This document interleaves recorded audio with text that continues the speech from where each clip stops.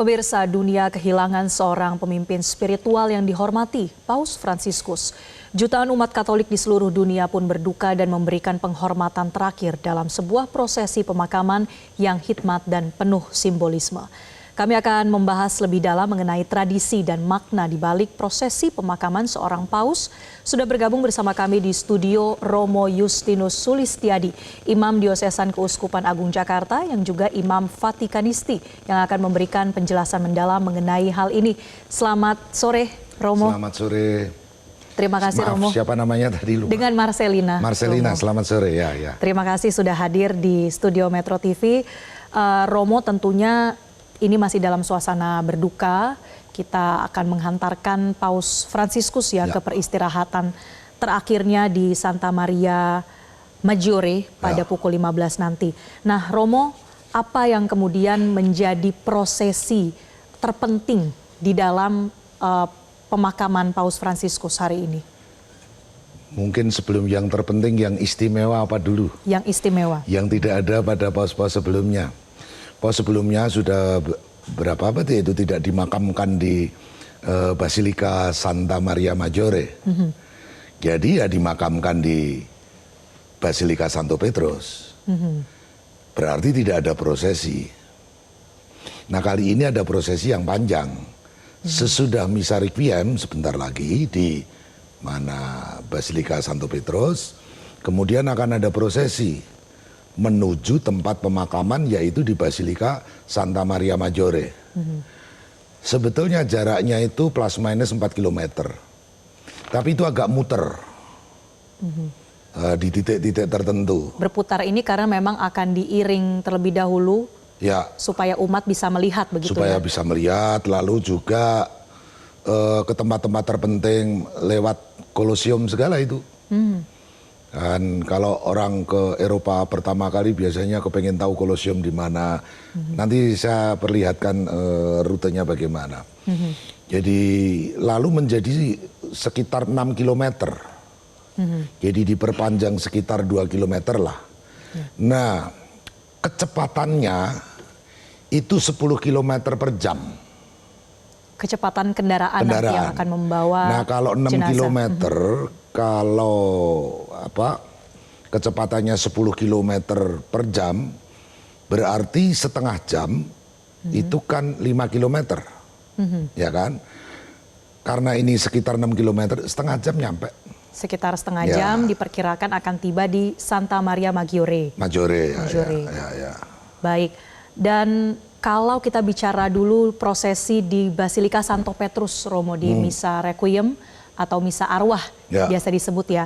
Itu nanti ibadah atau liturginya itu akan seperti apa, Romo? Ada part atau bagian yang juga disederhanakan seperti permintaan Paus? Banyak penyederhanaannya karena Paus itu dulu kan dipandang raja di raja ya, terutama ketika masih mempunyai dua kekuasaan ya. Kekuasaan duniawi dan kekuasaan rohani. Kemudian terjadi pemurnian, dipotonglah kekuasaan duniawinya sehingga kekuasaan rohani saja. Dan kekuasaan rohani itu akhirnya semakin diinspirasikan, diperbaharui.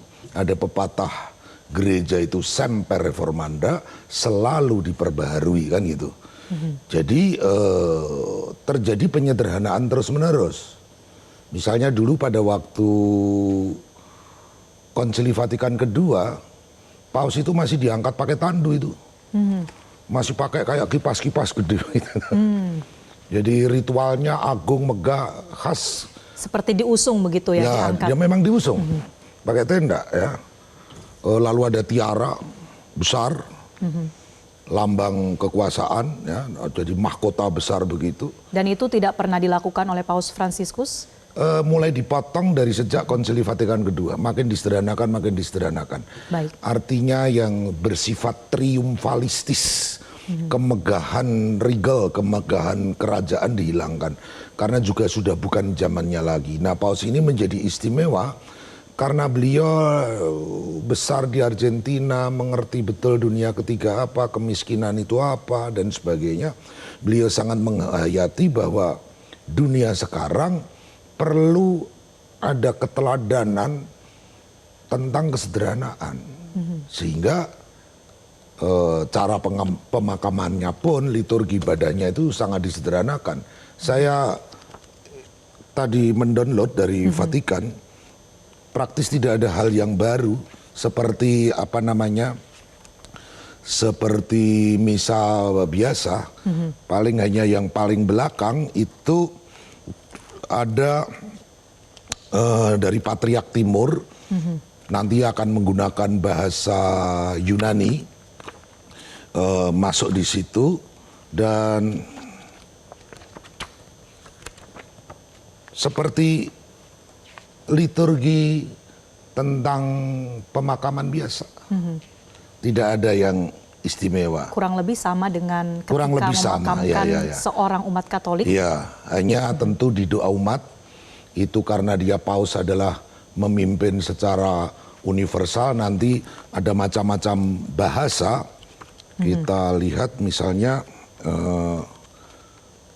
dalam doa umatnya ya, sesudah khotbah, itu Oratio Universalis, jadi doa umat. Doa universal. Ya, doa universal itu ada yang dari bahasa Itali tentu saja, kemudian bahasa Arab ada, bahasa Portugis ada, bahasa Polandia ada, bahasa mana lagi nih, Jerman, ya, bahasa Cina ada, ya.